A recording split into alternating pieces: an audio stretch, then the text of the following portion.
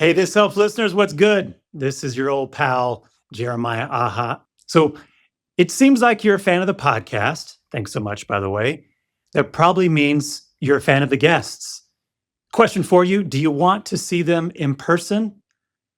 This September 29th to October 1st, this is your personal invitation to join Marlon Morgan, host of This Helps podcast, for the Wellness Together conference in the beautiful San Diego, California. You'll get a chance to hear from the voices you know and love right here from the show, like Anya Kamenetz, Dr. John B. King, Dr. Anna Malika Tubbs.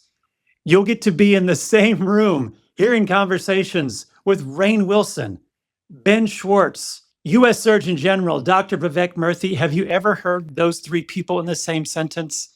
It's going to be wild. I want you to be there. You're going to get free registration to the Laughing Together comedy show that happens every year.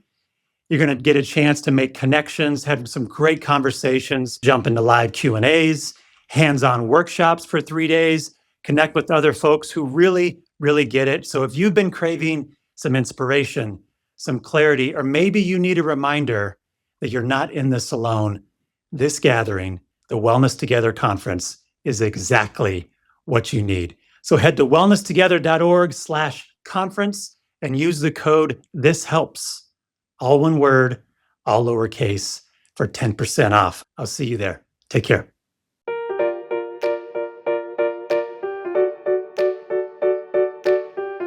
How do you create less fear? Well, you create nurturing, supporting environments where, particularly with young people, they have adults they can trust. They have spaces where they feel heard, valued, seen, acknowledged. They have voice and choice and autonomy and a sense of an ability to lead or learn in those spaces or even teach at times. And you create regular, systematic opportunities for connection and empathy building. We already know what helps. Connection is the cure. It's our deep and meaningful relationships that give us hope and healing. Welcome to This Helps. I'm Marlon Morgan. Join us as we practice authentic and vulnerable conversations that inspire us to go deeper with the people in our own lives. Hi, Andrea. Hi, Marlon. Just before this, for the listeners, Andrea just told me how to start a conversation. And I think what it feels like, if you've ever seen the documentary of We Are the World, when Bob Dylan had to have Stevie Wonder do a Bob Dylan impression. It's more like Bob Dylan telling Bob Dylan, because I'm not the Stevie Wonder here. I told you how to start a conversation, even though that's only because I can't start the conversation. Yeah, but I mean, Bob Dylan should know how to do Bob Dylan. Like, he shouldn't need someone to that's a really come good in point. and be like, "We are the world." And then that was my impersonation of Stevie Wonder. Do you think Bob Dylan gets imposter syndrome? Yeah, probably. Do you think that's what that was? I don't know. I think he was having a panic attack. From the looks of it, he was real sweaty, and it looked hella sweaty in there. I bet it was. If you're familiar with the iconic night in music show business, all the people that were in there that night, they were in there like after an awards show. And I just don't think deodorant in what year was that? Like 1987 or something? Something like that, yeah. Deodorant could not be as good as it is now. And No. so you had so much. I always think of all the famous BO in that room. And I think that's what was affecting Bob Dylan at that time. 1985. People also ask, why was Bob Dylan uncomfortable with We Are the World? He was just uncomfortable. Why was Dan Aykroyd part of We Are the World? Is that like something you found when you looked it up? That's one of the people also ask. Yeah, and people also ask, who's our guest this week, Marlon? Oh, shoot. That was good. That was really good. Not bad. Guest this week, Houston Kraft, changing the world for the better. He is incredibly kind, positive, has used his short time so far on earth to make people's lives better. And I'm excited for everyone to hear what he has to say, how he has changed the world, how his close-up of his mouth and teeth ended up on every Lay's potato chip bag on the face of the earth. My favorite fact. It was a great episode. The book is incredible. I do think if you want to feel better about the world and our place in it and our ability to sort of be that change that we want to see, shout out Home Goods and all the sayings on pillows, but also true. You should read it. It's good. Deep Kindness. Link in our show notes. Should we tell folks a little bit about Houston before we jump into the episode? He's the author of Deep Kindness and Be Kind. He's the co-founder of CharacterStrong. It's an organization that supports over 10,000 schools across the globe with tools to build empathy, connection, and community. He's spoken at hundreds of campuses. He's appeared on everything from Good Morning America to those potato chip bags that we love so much. He spent the last 2 decades helping schools center kindness not just as a value, but as a daily practice. I think you two get into that a little bit in this episode for sure. And the two of you are going to dig into what real kindness looks like and why it matters now more than ever. Today we're talking with Houston Kraft. Houston is, some would say, expert. I don't know if he would. We'll have to ask him. But he is an open, honest person who thinks deeply about, honestly, what's wrong with the world, but also how we can make that better. In other words, he thinks a lot about what helps, and he's written an entire book about it called Deep Kindness, which I really enjoyed, and gives a lot of vulnerable and really valuable pieces of wisdom. Houston, welcome to the show. Thanks, Marlon. Yeah, I'm hopefully an expert, but an accidental one, if anything. I've wandered into it just through repetition and thinking about things that, I crave a more connected, kind world. And so looking for conversations and tools that bring us closer to compassion. Wow. Well, the last thing I want to do is open with, some say, a misattributed quote to Mahatma Gandhi, but to be the change you see in the world. Would that describe sort of your motivation? I think my motivation is a passion for education as a pathway to the better world. I think we can only be the things that we see. I think we can only become the things that we practice. And I think we can only practice the things that we get taught. And so education to me is the number one path towards a more kind world, because it's the number one platform where we get to teach the skills that live beneath kindness. Yeah, you've been involved and visited hundreds of schools, I think over 600 schools, and talked to students all over the world, really, about kindness. So that's intentional then, I'm hearing, to go to schools as a place. Is that sort of your top destination when you want to go change the world? Yeah, I think so. I think my argument would be that the skills we teach today are the behaviors that we see tomorrow. So whatever competencies or mindsets we cultivate in classrooms, we're predicting the future there. What we teach is what we live inside of.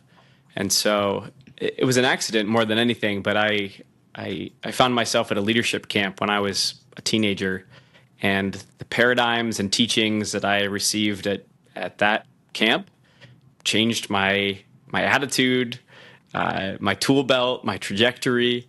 And I had that sensation I think a lot of educators had, which is like, dang, if this thing, this place, these people could do this for me, I hope to be able to do it for someone else. You brought up that camp in your book. Are you willing to share with us some more specifics on kind of where it took place and set the scene? Yeah, joyfully. Place is very special to me. It's called Mount Adams Leadership Camp. It's hosted at the CISPAS Learning Center in Randall, Washington. Oh, man, everybody knows what that is, I think. Yeah, so yeah, no need to explain. Book now before it gets booked up for the summer. It's this protected little piece of land in the middle of National Forest. And it's off the grid. It has no cell service, a rare gift for the average middle school or high school kid. And the land is actually supported and run by the Association of Washington State Principals. Oh. As far as I know so far, it's the only format like it, meaning the Principals Association, the only one out of all the states that helps run a facility like this that gives space for all kinds of camps to happen over the course of a summer. And there's 5 high school camps, 2 middle school camps, and lots of others, but they're all focused on this notion of student leadership. So you get a smattering of 300 kids from around the state from different schools, throw them in a place for a week, and they're all kids that care about making a difference in some capacity. And then the conversation is about leadership. What does that look like? How do you do it? How do you put on an event? How do you do the tactical, the competency side of leadership? But then what about the heart side of leadership? And that's where Mount Adams was really thrived. The curriculum was really focused on this notion of servant leadership and leadership as a function of character. This guy, James Hunter, would say that leadership development is character development. Character development is leadership development. You can't pull those two things apart. And so leadership is really just character in action. It looks like putting into motion things like kindness or patience or honesty.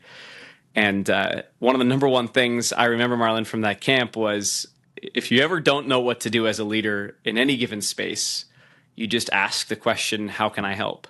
Which I love as a tie into this podcast. Which that's is great. A core skill, right? To look around a room and just say, how can I help? As like one of the simple baselines of a good leader. And why don't people ask that more often? Yeah.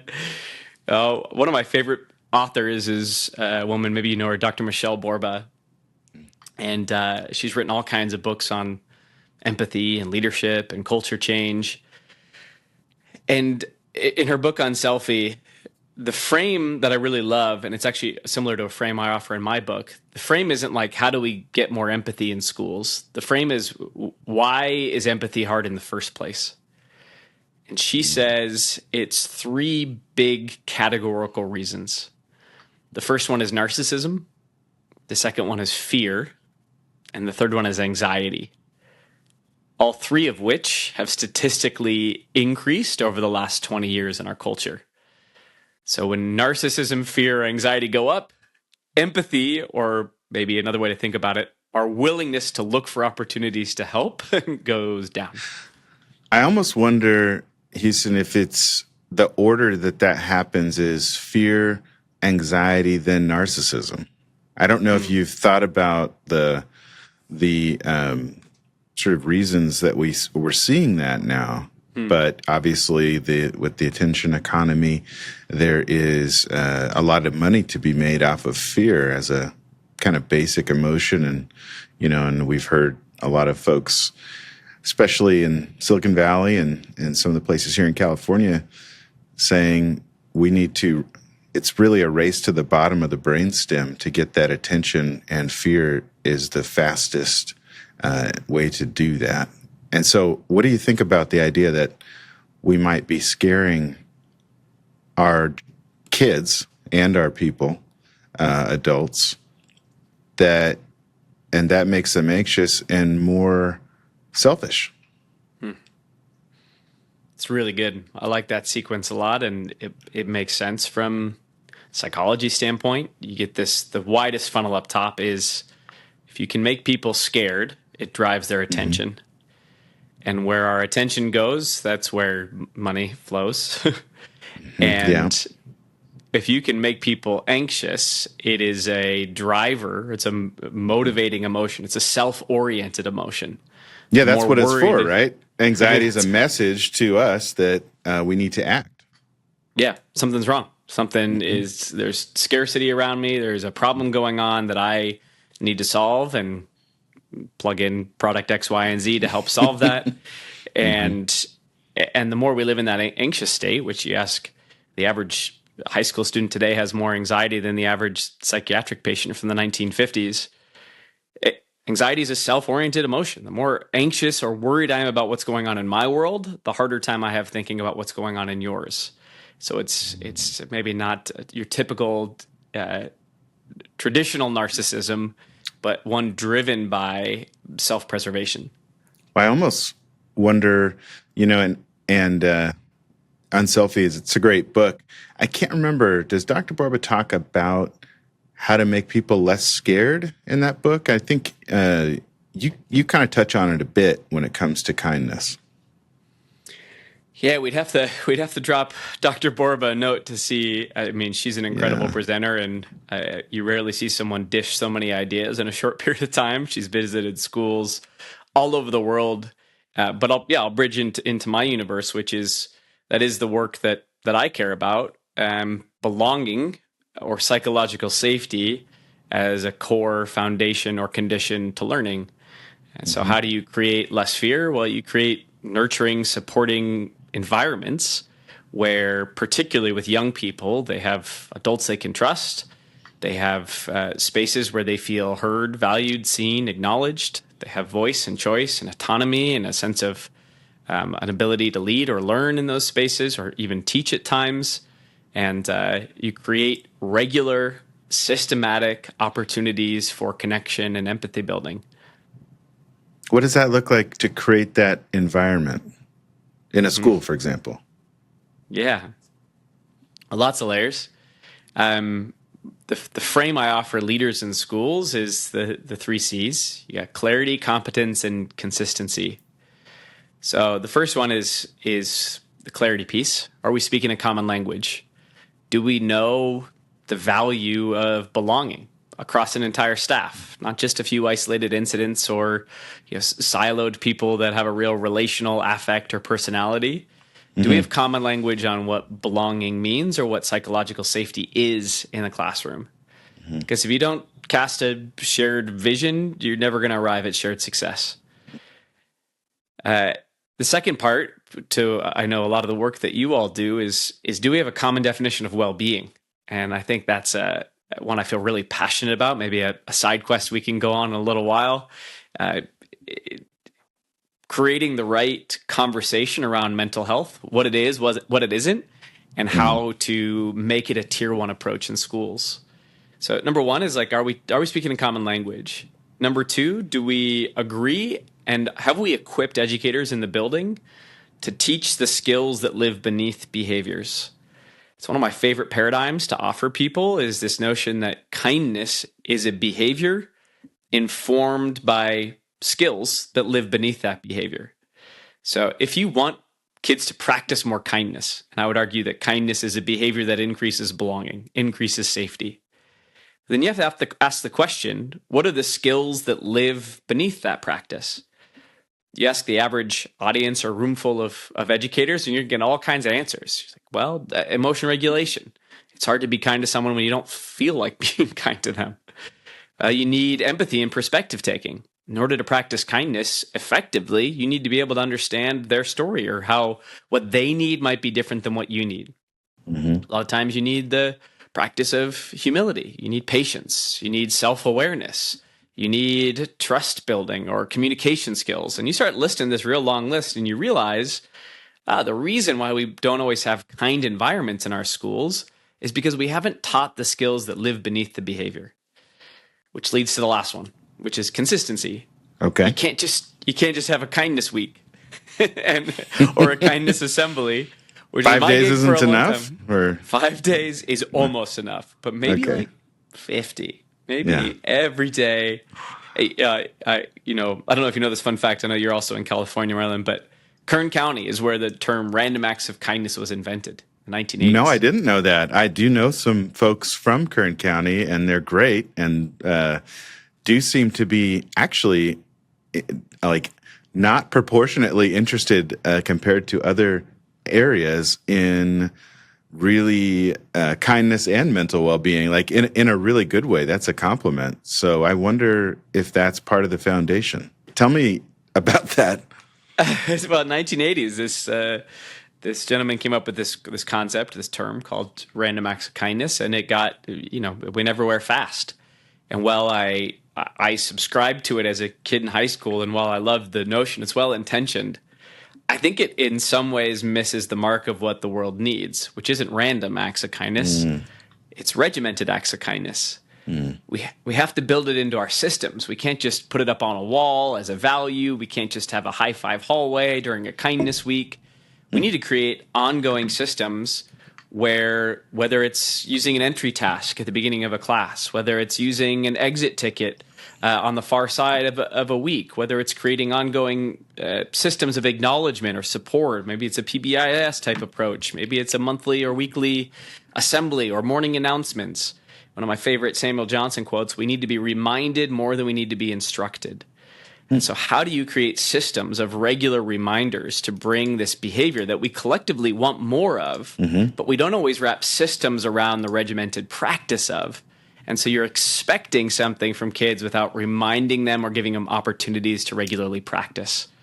So, well, you've given me, without knowing it, the best gift for someone who's a pessimist, and that is the chance to go negative. But in your book, you talk about a word that is sort of related to knowing what we need to do. And I had never heard it before. Knowing what we needed to do and kind of wondering, why aren't we doing it? Can you elaborate on that a little bit? Yeah, the Greeks got the best words, man. Not the best. Across a lot of cultures, we got lots of good words, but the Greeks have a handful of some of my favorites. This one's akrasia. Akrasia loosely translates to our weakness of will. It is this bizarre human tendency to ultimately choose something that benefits us in the short term without acknowledging the long-term impact. And I've always loved that notion of weakness of will, because it speaks to this perpetual human challenge of instant gratification over long-term change, and how that's the fight we're constantly inside of. Do we choose the selfish, immediate choice, or do we choose culture change? It's hard because I think about it all the time. I just talked to, do you know Brian McLaren? He's an author. He wrote a book called A Generous Orthodoxy, and then recently he wrote a book called Life After Doom, and talks a lot about sort of climate change and some of the things that the decisions that we have made all together, even whether it's to ignore something or to not act in a way we think is going to be helpful. And he offered some pretty extreme examples of human beings sort of choosing the easier thing. I told him I went and took the audiobook to Costco so I could do it in a place that sort of fought back, and I wanted to be the ultimate consumer while I was reading it, because it was making me so bummed out, and I wanted to be like, look, Brian, things are working just fine. So that to me was an example of when I saw it in my own life. I was like, I'm hearing how I can make the world better by just a little bit of sacrifice, but all it did was piss me off. And then I almost like a toddler, ran to a place that I could defy it for the last 3 hours of the book. Would that be an example that you're pointing to? It's okay. First of all, I love your silent protests. Thanks. Yeah, I didn't do it didn't go very well, but it did show me something about myself. Yeah, I was like, why am I even in here? It was the most comforted I've ever felt in a big box store but yeah. Well, first of all, true story. Growing up, I built a whole fort behind the bike section in Costco, and that was my safe place. So what? We need to explore that for a second, because that's not in your book that I saw. That's in no books. I rarely share that. It's an intimate moment of my life. First of all, how old were you? Who were you there with? And what are we talking? Seattle Costco, just so people can have a visual. Yeah, Issaquah Costco. Good question. About probably 7 to 8 years old. Would go with my mom, who was a chef and a nanny for a family at the time, and so we had a lot of Costco trips. Okay. There was the bike section down one aisle, and I would, you just kind of could split between the bikes, and then those aisles are so big with the shelving, and there was this space where all the boxes kind of crowded around, and no one could really see in. It's like a hallway. I'm picturing like a hallway with some crate, like some freight pallets. That's right. Okay. Yeah. You got the visual. And Okay. it felt like the room of requirement in Harry Potter for me. I'd go back there and Great. just tend to my emotional needs. I hear you on that.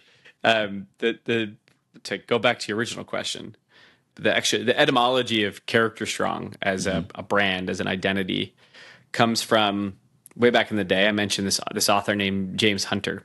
Character development is leadership development. He's got a lot of excellent quotes.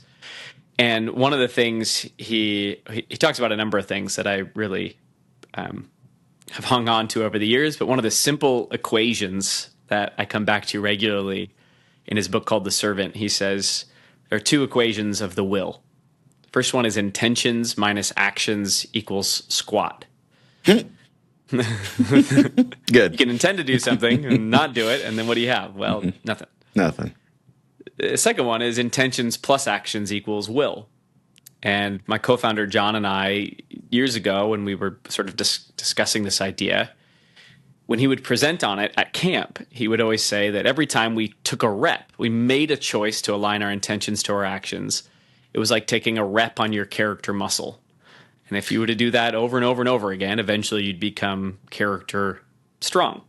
And this idea that we take big, overwhelming ideas or changes in the world and break them apart into more practical, manageable practices. What does it look to lift a 5-pound weight in your character? And then what does it look like over time to move from the 5 to the 10 to the 10 to the 20? And that's what I really love about the approach or the paradigm to the work that we try to do, which is give kids regular opportunities, not demands, invitations to put their character muscle into practice so that we can strengthen that notion of will, so that we can reduce that acrasia or that weakness of will over time until we can eventually become people of strong character in the world. You made a pretty interesting point in the book, and that was kindness, or even the word love, means something totally different to really probably to the amount of people in the room. There are probably that many different ideas of what those words mean. So how do we, with all of the experiences we've had to this point in life, especially as old, cranky adults, or jaded, like I said earlier, like a pessimist or something like that, how do we kind of come back together around a definition that is actually helpful? One of the areas we always start when we support schools or provide professional development, one of the areas I start when I provide a keynote is this notion that our paradigms drive our practices, that our beliefs drive our behaviors, that the way we think about things shapes the way we act with them in the world. That's why words are really powerful. Words play this really understated role in how we experience the world, because we don't just vocalize them externally. Words are how we interpret or talk to ourselves about our emotional state. Words help us contextualize our memories. They're our inner dialogue, an inner coach, an inner critic. They are oftentimes how we communicate with the outside world. They play this really huge role in how we experience the world. And kindness for me, and even the propellant behind writing the book, was I'd spoken at 600 plus schools at the time, and I'd seen every one of them has talked about kindness. It's nearly 99% of schools have kindness as a part of their motto or their mission statement or behavioral expectations. And yet, as you walk down the halls of these schools, the number one poster you see is throw kindness around like confetti. Yeah, you talked about like the confetti kindness and the idea of like more of a shallow notion of it. So that definition you're saying is not one that we can rely on. It's one of those things that's well intended but negatively impactful. What we're trying to say is that kindness is a great thing. Throw it everywhere. But what we're unintentionally communicating, I don't think just to young people, but to each other, is this idea that kindness doesn't cost us anything. And I fundamentally believe one of the most damaging narratives we can offer each other is this idea that kindness is free. It is never free. At bare minimum, kindness costs us time. And I'll state in my discipline, yes, educators across the last 10 years always in the top 5 things educators struggle with is I don't have enough time. It also costs us energy, attention, right? To pay attention to someone. It's right there in the words. I'm paying you my attention. I don't have an unlimited amount of it to give. My bank account isn't infinity. Right. And some people require a lot more attention than other people when you're trying to show up in kindness to them.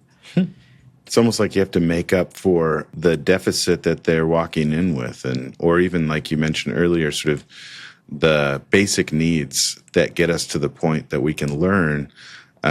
Some of that is sort of pouring into a student who may need what they're not getting anyplace else. 1,000%. We have the whole MTSS system inside of schools to support and triage that. A tier 3, someone who's showing up exhibiting tier 3 needs has a requirement of higher level supports, academically, behaviorally, emotionally. And that is as an act of systemic kindness, but also an individual kindness for the practitioner or the person who's in front of that kid, paying attention to them, trying to support their needs. And this, you can scale that up, right? The principal in a building and the educator who's struggling to do their craft or struggling behind the scenes in their own life. As a leader, it requires more of my attention to show up and give to you to support you to do your job better. And that costs us something at a bare minimum. Just for the folks that maybe aren't educators and are loving what you're saying, but then they're getting stuck on PBIS and MTSS, maybe give us a definition of both of those things as we talk, because I think they're both really important and point to the systems that we can, really do some good if we put together a system and create those 3 C's. But what are those 2 things? Yeah, the 2 popular frameworks that education as a system utilizes, I would say, to support 2 primary functions. The first one, PBIS, positive behavior interventions and supports, is this notion that we need to reframe how we invite positive behaviors. There's an old paradigm in education that is discipline forward, is not strengths based, it's deficit thinking. And so it's a framework and a set of supports and tools to help invite more positive behaviors. It's high expectations with high supports. It's creating really clear expectations and an accountability set of supports in a building in order to increase the likelihood that we see those positive behaviors. And then it's knowing and understanding why those positive behaviors aren't happening, providing the relevant interventions to kids to support them in those areas, and also celebrating when things go right. It's a really important piece of the puzzle. Acknowledging, elevating behaviors that we want to see more of is PBIS side of the house. Not just having maybe an educator come in and say, I have these expectations for you, regardless of your situation at home or what the rest of your life looks like, but saying, I have high expectations for you and I believe in you. And I also have these resources in case you need something. Absolutely. Yeah, one of my favorite quotes of all time comes from Dr. Ross Greene. He says, kids do well when they can. Baseline psychology. The only reason a kid wouldn't be behaving the way that we hope them to in a classroom setting, a school setting, is for one of 2 main reasons. The first one is lagging skills. The second one is unsolved problems. So lagging skills, meaning the kid doesn't have the right tools in his toolbox or their toolbox to show up and behave in the way you're asking them to in the moment. They don't have the executive functioning skills, or maybe it's the emotion regulation skills, coping skills. The second one is unsolved problems. There are things happening in the background, trauma, adverse childhood experiences that are affecting the foreground. And until someone is able to help triage, support, counsel, provide guidance to that young person to help navigate those complex challenges, then a lot of times what's happening in the background affects the foreground. And so PBIS helps not only name those expectations, but bring people up to those expectations through supports, which goes and bridges into the next one, which is MTSS, or multi-tiered systems of supports, which, as I understand it, is a model borrowed from healthcare, which is basically just around its triaging. Not all people need the same thing in any given moment. So MTSS says there's 3 tiers that we can really categorically group people into to provide them the relevant supports. The first one is tier 1, which is what do we do for all? Tier 2, which is what do we do for some? And tier 3, which is what do we do for a few? And at each of those tiers, different people might need different supports. It's always important from a languaging standpoint that we don't say we have a tier 2 kid or a tier 3 kid. No, you have a student who might need a tier 2 type of support. Yeah, you don't want to define a person by their need, right? You want to give them their personhood in how you talk about them, and then talk about the need. Exactly. And our argument at CharacterStrong would be that it's all about upstream prevention. The stronger the tier 1 that you create, so the stronger set of supports and teaching that you do to all students, helps decrease the number of students that you're putting into tier 2 supports or tier 3 supports. And that's sort of the ecosystem that schools use. Not all schools, but more and more schools use to be able to triage the really increasing level of needs that students are showing up to schools with on any given day, behaviorally, academically, emotionally, mentally, across all those dimensions. What's contributing to what you just mentioned and the need that we're seeing increase for students when they come to school? They're kind of coming to school with more unmet needs year after year. And I think, what do you attribute that to?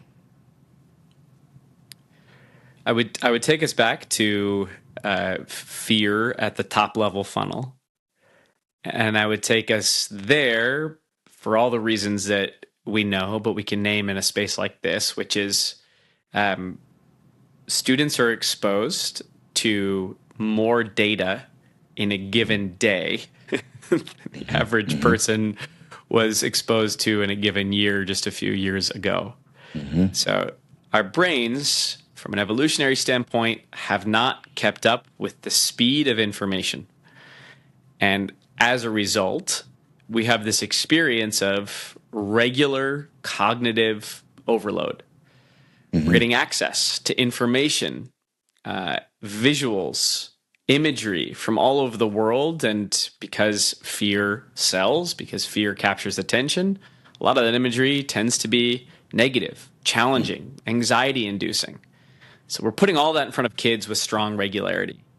Not only that, but you have devices at the fingertips, obviously, that contribute to one of the number one things that I think is a challenge in our culture, which is a lack of boredom. Boredom, from a neuroscience standpoint, is the space in which we cultivate empathy and creativity. That's interesting. That's like without boredom, which seems so, when I would have a student in a private practice setting, and the first thing they would come in and tell me is, I'm bored. Usually what we'd say is, that's really not an emotion. Can we get to the emotion behind that? And I think what you're saying is the emotion might be, I don't know, anxiety? Having to sit alone with themselves and not go deeper? Yeah, I'm curious if you had any young people reflect what they were feeling. What's bored isn't an emotion; it's a state, I suppose. And I can imagine, they would say anger is a secondary emotion. What lives beneath anger? Well, it's usually sadness, and so it's masking with anger. Yeah. Boredom, likely anxiety or overwhelm. That's masking as like I don't want to tap into anything. I'm going to try to distract myself as quickly as possible. And so I want to escape boredom, because if I have to sit in boredom, I typically find myself in a space of empathy, which for a lot of young people a lot of us is uncomfortable. Yeah. Yeah. But the very thing you're describing is, being uncomfortable with our own thoughts and feelings, and sort of thinking about our life and our place, maybe our place in the universe, which is terrifying to think about by yourself, and then you're searching for meaning, but there's always someone there willing to sort of throw you their definition of meaning that is often makes them money.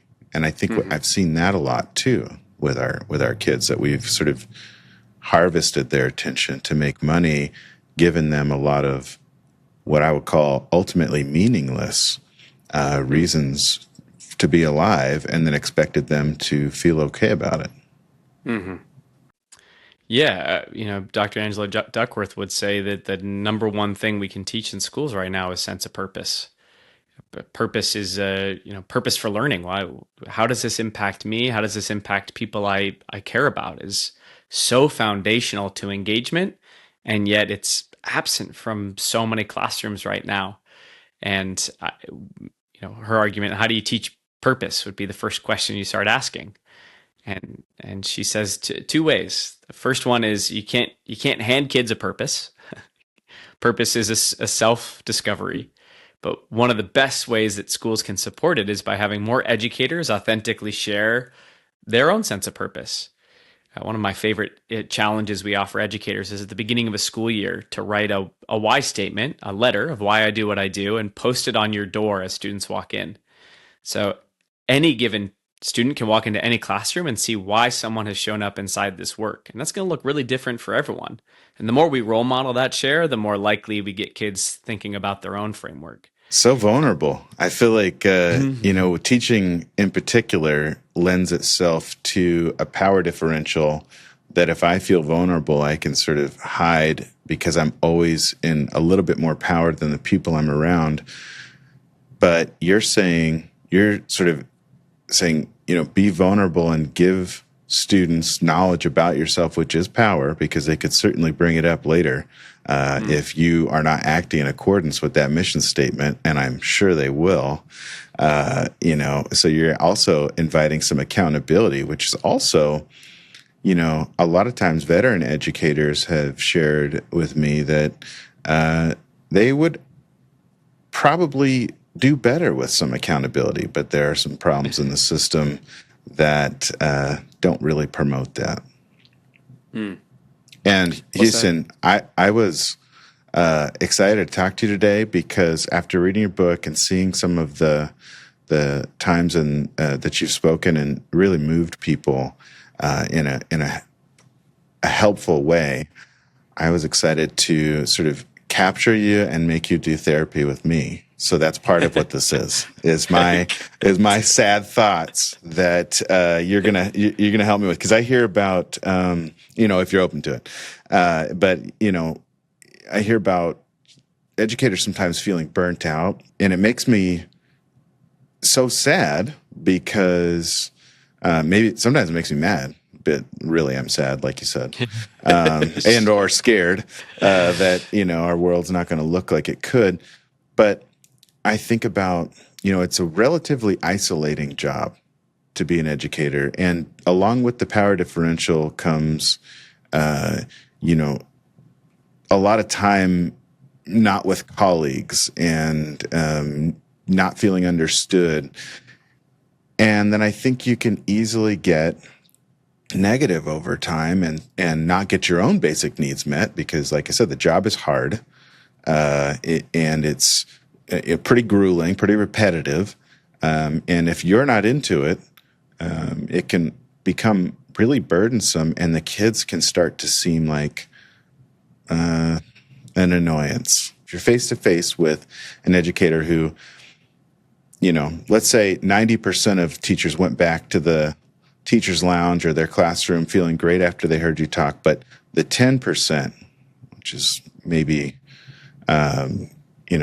probably somewhere close to the real number, that are going to go back and say, that guy has no idea what we deal with. Screw that guy. Just nothing personal to you, but just like anyone who told them something positive about their job, they're going to feel negative. If you got a chance to hear that and respond, what would you say? As a general rule to myself, I would ask questions first. Yeah.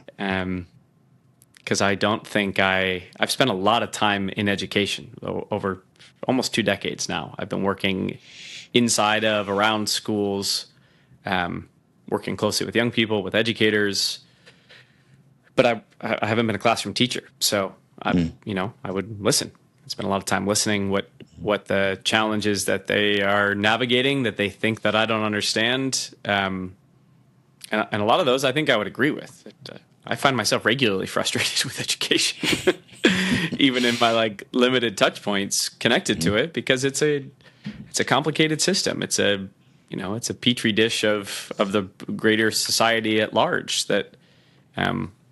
And there's so much opportunity there to make things better, to help, to show kindness. So it must be frustrating sometimes when you see or hear about times where that's not being taken advantage of for one reason or another. 1,000%. You have a really great attribute when it comes to not just seeing kids, doing well if they can, but also adults.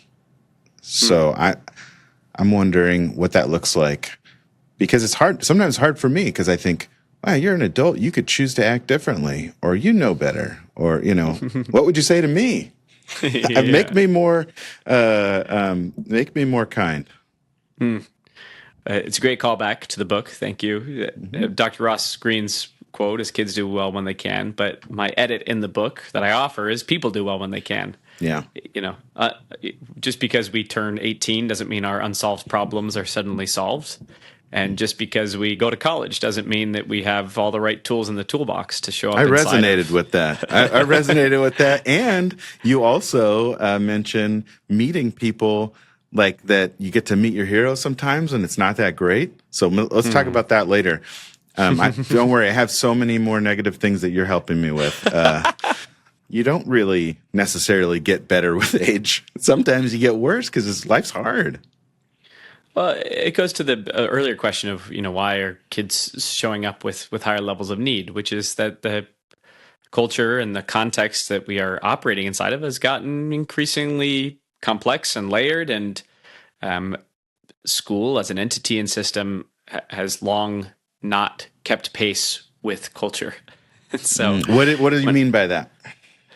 It's a big gnarly system, and systems change takes a long time, and now in particular, culture and society and technology is moving way faster than the systems change of education can keep up with presently. And so you have this a mismatch of how the system operates versus how young people are showing up and adults are showing up inside of that system. Yeah. And that dissonance is going to create challenges. My big empathy statement for educators is that the tools, systems, and programs that they were offered aren't the correct tools to show up inside of the context they are trying to teach in right now. And yeah, so there's very few teacher prep, there's very few even education colleges who are known for getting teachers ready, have very few, if any, classes on how to teach purpose or deal with mental health issues in the classroom, or meet those needs that they're coming in and seeing go unmet for their students. So yeah, you're right. Teachers, a lot of times they thought, I want to help. I'm really good at science. And so I want to teach science. And then they get there and it's like, what the hell is this? This is more like, helping people understand, like search for meaning, Viktor Frankl style. I mean, like and a lot of people avoid that altogether their whole life, and teachers and others. So what do you tell that teacher now? Yeah, we got to start like a Frankl Academy for educators. Yeah. That would be. You have to read it. It's tough, man. I don't think Costco wouldn't do anything for getting through that book. I was depressed for months. I think, but it's. I mean, it's bridging all the conversations we're having. How do we bring in Frankl's approach to suffering and meaning? How do you bring in Dr. Duckworth's conversation on purpose? How do you infuse the necessary components of mental health and well-being, which is a foundational, subtext of all of education right now? Mm-hmm. Where do those things come together? And it's ultimately why programs have become a bad word in education, because lots of reasons, implementation fatigue and overwhelm primarily. But from the work that you do and the work that I do, our goals is to provide capacity. That's what people need more of, is capacity to do the work effectively in schools. And capacity is a function of competence and competence. Confidence and competence. Mm-hmm. Did Did I say this correctly? Well, you gave two competences because It's that important. you're emphasizing it. That's good. Well, Yeah. competence leads to confidence, right? When Yes. educators foundationally, notoriously, want to do a good job of what they do, of course. My gosh, so much. High level of expectation for self and a desire to perform well and sound and look smart in front of the people that they serve. Well, yeah, you don't, and typically you don't go into teaching because you're like anti-social business person. Shout out to all my capitalists out there. Yeah, I mean they're there to serve, and then you show up in a classroom and you're outmatched by student behavior, and you're not teaching science, you're teaching behavior. And the argument we make all the time at CharacterStrong is like it's in the reactive where we burn out. If we're constantly reacting and we're outmatched, we don't have the tools to react to the things that are coming at us, we're exhausted. Disengagement in the classroom is going to lead to burnout faster than anything else. It's in the proactive where there's hope. And one of the things I most love teaching to, one of the things I'm most proud of organizationally is we have this framework. We call it the SERVE model. It's evidence-based. And it's a framework we use organization called low-high. Low burden, high impact. Anything that's high burden on the system is not going to get implemented. There's just too many dang things going on. Sure. Too much to do. So it has to be low burden. And then it has to have a high likelihood that it's going to make an impact, that it's going to actually make a difference. So This is almost reminding me of a positive version of low effort, high dopamine, which is actually how we ended up in this place. But yeah, go ahead. Yeah, this is the inverse of that for educators. At the Frankel Academy, we teach. Yes. It's the SERVE model is just 5 habits. It's 5 habits that we introduce slowly to schools over time, knowing that no one's going to do all 5 at once. That's nonsense. That ain't going to happen. But we can uptake these habits one at a time over time. And the prompt is, what if you had tier 1 fidelity across a group of educators in a building? Not just a siloed attempt, not just a good idea here or there, but what if we got fidelity around some of these really low lift behaviors across a system of individuals? Everybody doing the same positive stuff to meet kids' needs at a pretty basic level. Correct. So what are those practices, and how do you affect behavior change to actually get people to do it? Dr. Clay Cook on our team, he's our chief development officer. He says when it comes to school culture change, we are first and foremost in the business of adult behavior change.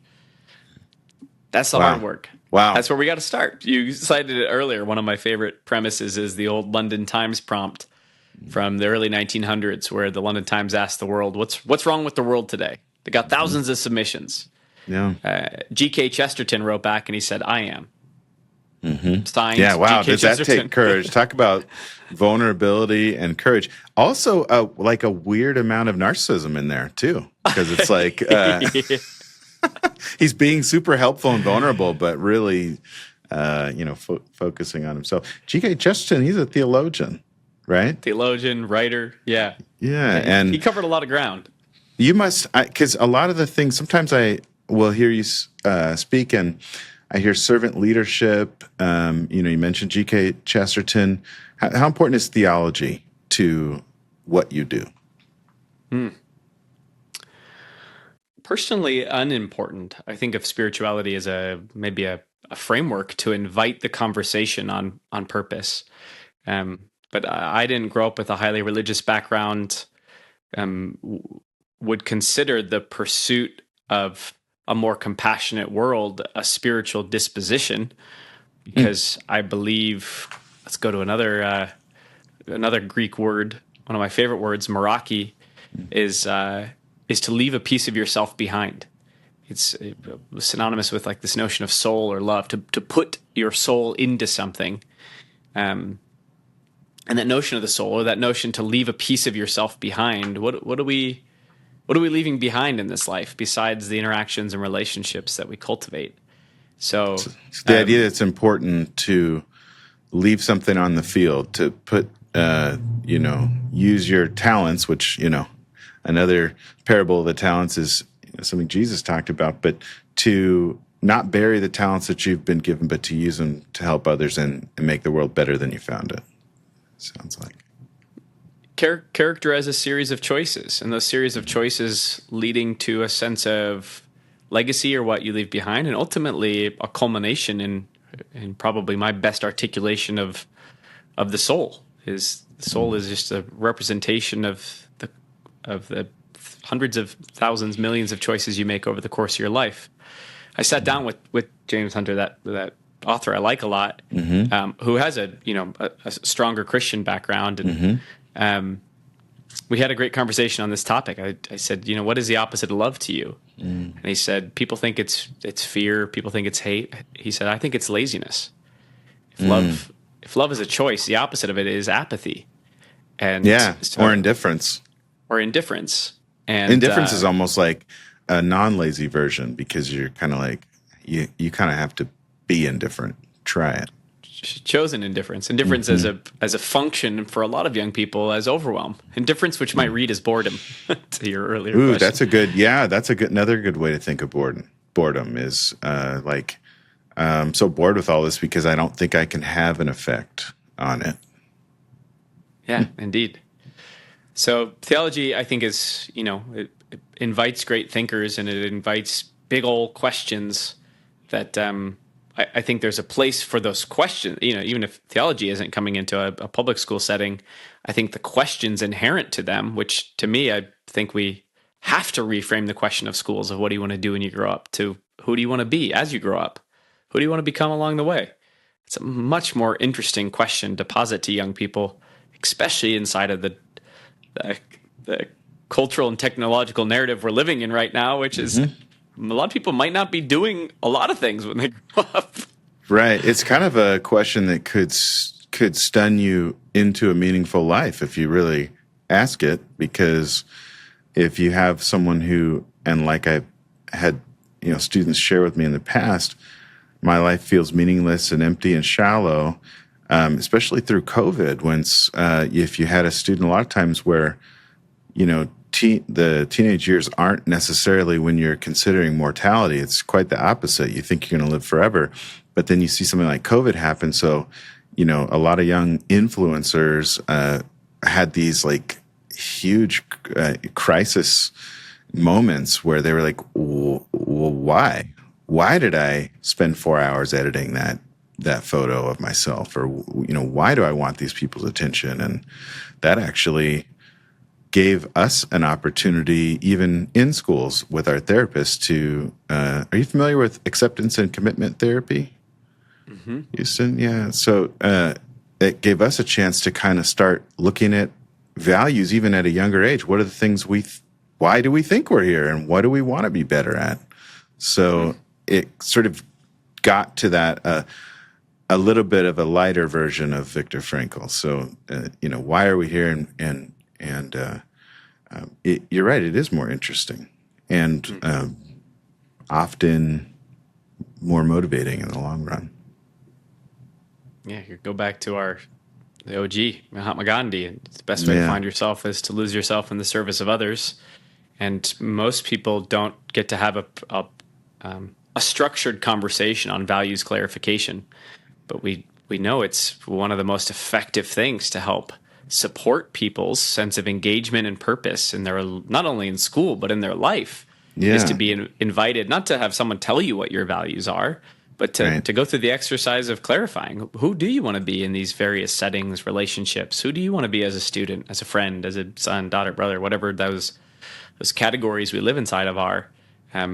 Those questions and the articulation, understanding of our value is a huge piece of helping kids escape that existential crisis. That's a great. I mean, if a teacher is willing to do that, to walk with a kid through why they're on Earth, without obviously keeping the separation of church and state, but allowing them to explore freely some of those opportunities or possibilities, that could be just being a safe person because it's scary to do that. You need to have some courage and probably some help, right? It's otherwise kind of like doing surgery on yourself. You're like, it's confusing, but if a teacher comes alongside you. Did you have a teacher like that? Definitely. Lots. Who can you tell us about that sort of allowed you the safe place to reflect on your why? Well, honestly, so lucky along the way, Marlon. I haven't worked in schools now for many years, and seeing schools all over the country, what a great contrast or reflection of how lucky I was to be in the system I was. And I had a high school teacher, Mr. Ivelia, who was my leadership teacher, and we spent a lot of time talking about the values of a leader, and it was a big piece of the curriculum was going through the values that were on the wall and defining them and what they meant and why they meant what they meant. And so my first introduction was probably in high school to this notion of what are values that we live by. Because you ask the average middle school kid, what are your values? Mm-hmm. They talk about what they value. Mm-hmm. Friends, games, burritos, whatever is on their mind. Yeah. And you have to really scaffold that learning into that conversation, because there aren't a lot of spaces where we get to engage in that. I'd say most adults talk about what they value also, unless you really walk them back through it. 1,000%. Yeah. And some of my favorite lessons inside of our curriculum, Tier 1, at almost every grade level, we have some conversation on values clarification. We put forward the lists of, here's some exemplar values. Here's what how to define them. Here's how you might think about them. Here's how you might think about it for yourself. Almost like a value sort. That's what you do in acceptance and commitment therapy. One of the main tools is getting a list and creating examples and sorting what you care about and who you care about and what you're willing to work towards, and kind of giving you back that why. That is almost spiritual, really, in nature, because it has to do with existence. And you're teaching kids that. What's their reaction? What do educators say about being able to have those conversations with kids? I think you have the whole range. You have the adults who haven't entertained that for themselves, and it's an exercise in vulnerability. Clarity is an exercise in vulnerability. So reflection in that way can be challenging for some, but lessons I've had the chance to witness, educators who care about the humanization of their young people in a classroom, they love that conversation because it gives an opportunity to create insight. You get to hear about the things that kids value and understand why they care about courage because of something that their older sibling did, or why they care about patience because of their mom who's raising them alone, or why they care about selflessness because they have a role model in the media who is doing it right and using their influence for good. And you get those snapshots, and you understand it contextualizes them as a human being. And so while it is one part spiritual, I think it is also highly functional. It's behavior, right? Our values drive our behavior. And so if we can help understand why kids are doing what they do, we can help orient them back to those values. Hey, Marlon, or even what a value is versus a goal. I mean, a goal, a lot of times we make all these goals either as kids or as adults, and we reach those goals a lot of times if you're lucky, and then you realize, why did I do that? It gave you something to think about, distracted you from some of those scarier questions in life. And then, if you're not careful, though, you get to the top of or wherever you wanted to go, and you end up being like, well, why did I do this? This is, I don't feel any different. Mm-hmm. Noah Kahn says I know what the end looks like. It looks a lot like the middle. And that's kind of clarifying, but sobering as well. That really helped me to think of it that way. I like that. I've had conversations for years where there were people who said, Marlon, mental health doesn't belong in schools. These aren't hospitals. They're, places for education and academics. And so a lot of times what I would do is a similar approach to what you mentioned earlier, is I would share about Abraham Maslow and his work and the hierarchy of needs that a lot of us learned about if you took an intro to psych class, and how getting our basic needs met for food, water, and safety, and those things can actually create a foundation for learning, and so that we can access the curriculum. Now, it's almost like when I talk about mental health in schools, there is sometimes a political component, which I didn't ever really expect. The other argument is one that I was more expecting because it was different. It was something that people weren't talking about a ton when we first started providing therapy to students in schools, trying to meet some of those basic needs.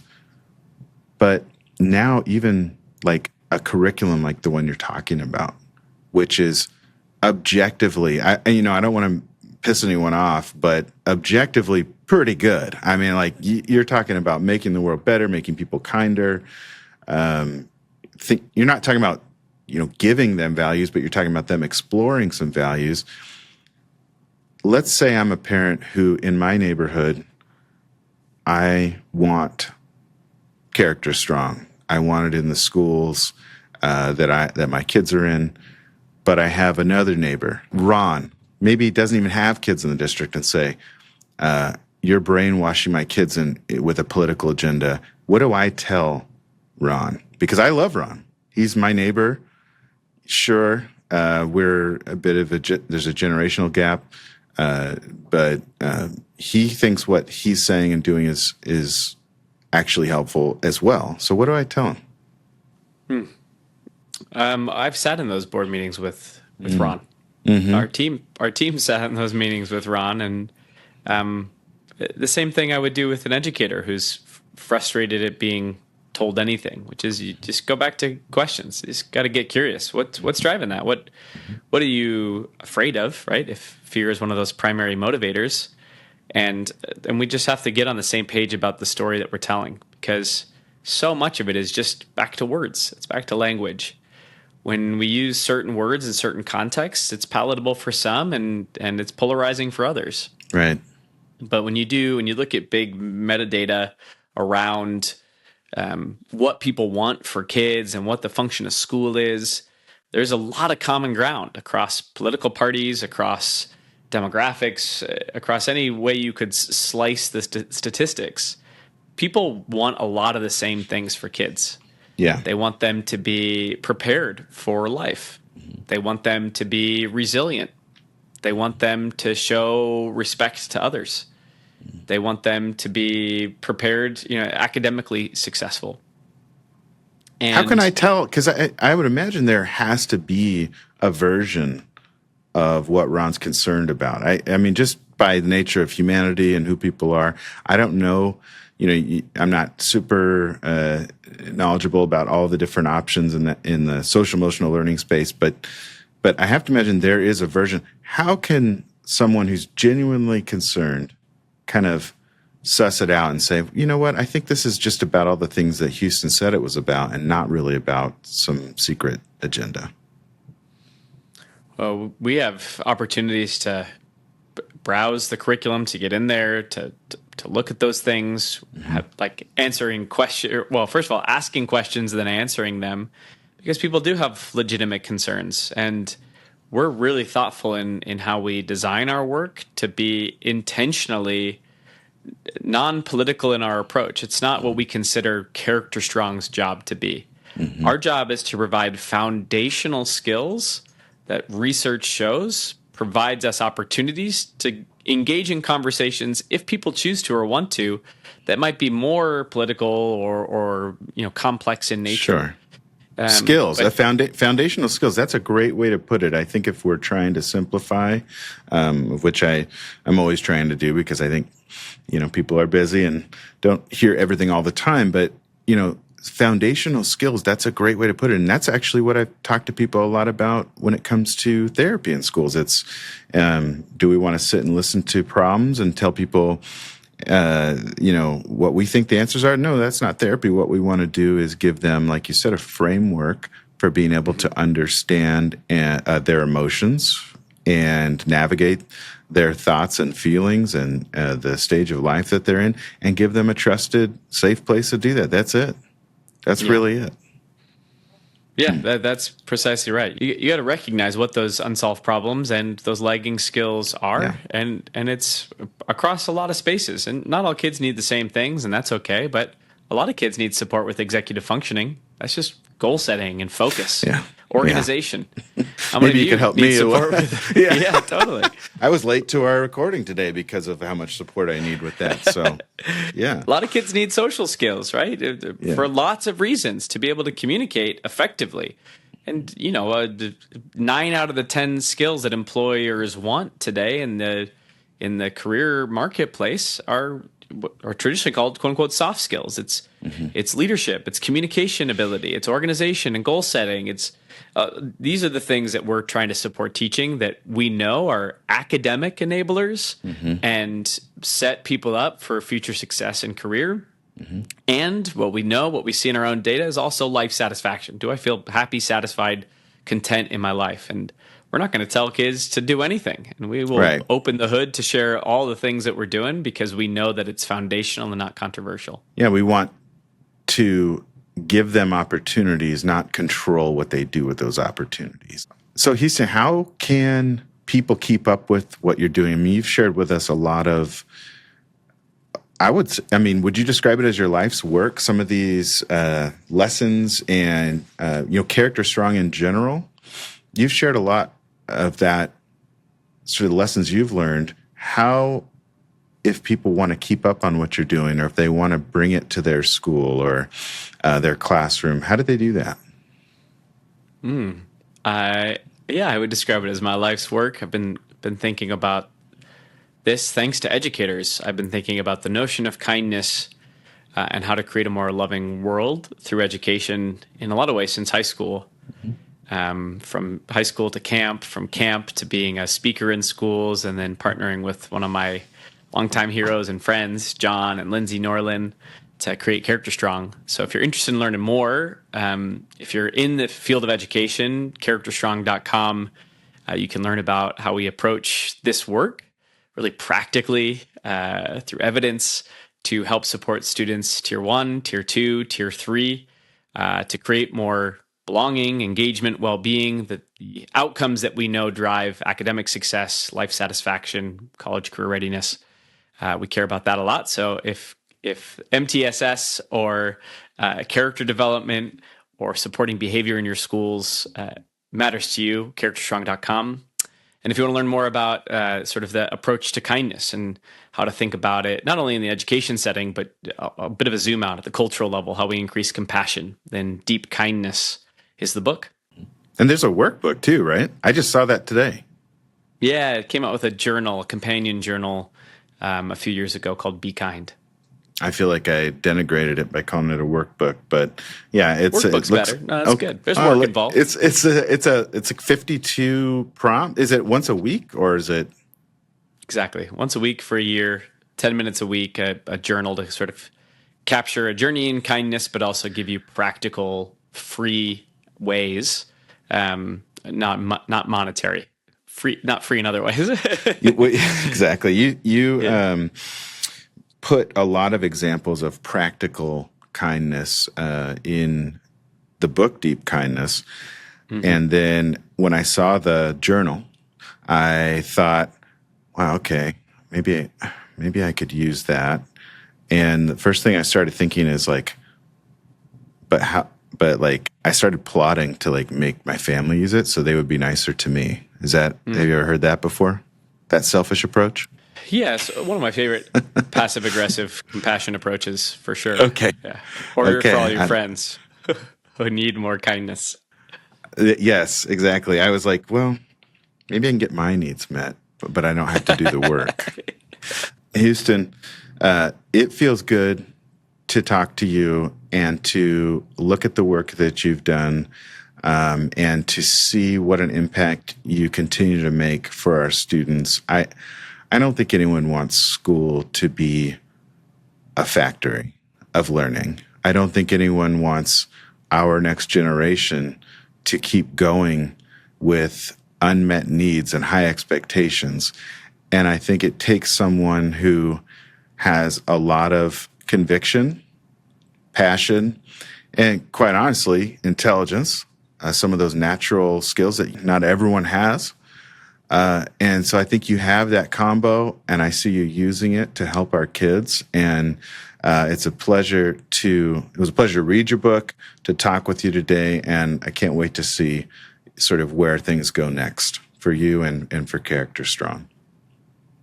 Thanks, Marlon. Yeah, appreciate the dialogue spaces like this where we can reflect on what's going on, swap stories and strategies, and ultimately, I know our organizations are designed around increasing capacity in schools to help across a lot of dimensions, but ultimately capacity so that we can create more compassionate, capable people. So this helps.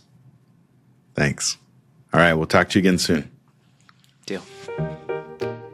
Welcome back to Marlon Helps. What up? What up? You're here to help. Radio, 90s radio DJ. The Quiet Storm. Big L.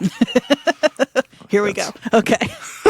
We're going to be so focused this week. Listeners aren't going to know what to do. Okay. I'm going to jump right in. Are you ready? Do it. Okay. Do it. I have been hearing a lot as I become more part of these circles that you inhabit, Marlon. People talking about flourishing. I know in April there was the Global Flourishing Study, which is going to be a much longer one, but kind of like the preliminary data, I think. And there have been articles about it like crazy. And I'm just wondering what the difference is or why we talk about flourishing over just happiness, which happiness kind of feels like the default. I think happiness is kind of played out. I love that. Isn't it? I mean, like I had this professor in college. He was my favorite professor. In fact, I'm pretty sure I was not his favorite student, but shout out Johnny Terry, the philosophy professor. And he would say that you can be happy like a person or happy like a pig. And I think that yeah. Yeah, he really got us with that one. I'll never forget that. I never forgot it, and it's been a while. So, yeah, it changed my life. And I was like, I'm kind of usually doing one or the other because, I don't know, I think it's like a werewolf situation where like after 10 o'clock at night, if I have to be alone with my own thoughts and feelings and I can't sleep, then all of a sudden, like, I'm just fine. Like, being an actual happy pig. And like, I don't know that that is the most healthy thing. I don't think it is because it does mean that I eat some food. But let's not even go there right now. Don't go there. I'm going to see how many talk to the hand, don't go there, sort of you go girl. I love that. Kind of, late 90s, early 2000s memes before memes that I can bring up. Great. So that's 2 so far. I think I had 3 because I think to talk to the hand, don't go there. Don't go there. And then you go girl. You go girl, yeah. You're right. It was 3. It was 3. Thank you. Apologies. So not sure if I answered your question, but I think it does answer the question. If you want me to explain it, I will. But flourishing to me gets at kind of that Maslow's hierarchy and the idea of self-actualization, which is, I think the army stole it from Abraham Maslow, but it's literally be all you can be as a human, like be the most human, have the most depth of experience in your lifetime. And I think flourishing is more defining, are you able to do that? Do you have your basic needs met, but also are you growing as a human? Yeah, as you were saying that's what I was maybe realizing the difference is. Because I wonder if a person can be happy if they aren't growing. I don't know. I think you can. I think you can be like very a person happy, or like a pig. But not like a person. Right. Yeah. I mean, also I feel a little bit bad to all the swine out there that we're kind of maligning with this. And they are. I think they're intelligent creatures too. Yeah, they're smart. And we don't want to recognize that. But there are honestly probably some more self-actualized pigs that would say the same thing about humans. So That's the coolest thing you've ever said.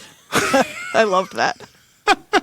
I think all the humans listening to this are going to be offended, but I think I was already pretty clear that I go back and forth myself. So I think we all do. Yeah. I think that's honest. Also, for those watching the video of this, I'm just realizing it's the middle of summer and my background is like a tan color and I'm sort of blending into it now because I've been catching some rays. Yeah. And my background is white door and I'm also blending in because it doesn't matter what season it is here. Yeah. Your background is professional studio house door. Yeah, I know. And I love it. It's a good, shout out to the 6-panel house door. Yeah, it keeps me grounded. I want people to hear this and be like, I gotta see those. You gotta panels. see the house door. Yeah. It's got wires and XLR cords and So you know I'm a things. real producer. Yeah. Producer Andrea, but I don't know if it's a move up or down or if it's more lateral, but producer to co-host and then back to producer. Yeah, not in this episode. No co-host this episode. It's you and Houston all on your own. But you crushed it, as our listeners know now, because they just finished listening to your conversation. So, Well, I feel like I'm always asking a version of this question at the end. If I feel like I only really know the answers to like one question anyway. And I think it's the you've same just exposed question. it. I think it's the same question over and over. I think that's what this podcast is sort of revealing about the world, is that it's all kind of the same thing. But let's say hypothetically I'm a person who feels pretty happy. Mm-hmm. So we're already playing in that space. But Okay. But I feel like I want to try to feel like I'm living a life that is more flourishing. Okay. What do we think? What's something to be looking at? To be thinking about. How aware are you of your actual experience? I don't think you can flourish until, again, using myself as an example, I may be distracted and not totally unhappy when I'm eating my feelings or watching the shit out of some show. But how aware am I of my experience? How much am I willing to kind of experience pain as a part of life and learn lessons? Pain sucks, but it's also one of the best teachers we have. And it's a message that something needs to change. So like if you're always running from it and you never experience it, or you do everything you can not to experience it, you're just going to feel anxious all the time, like you're running from pain, because that's what's happening. I've learned that also kind of the hard way. I still have to learn it. I think that's really helpful.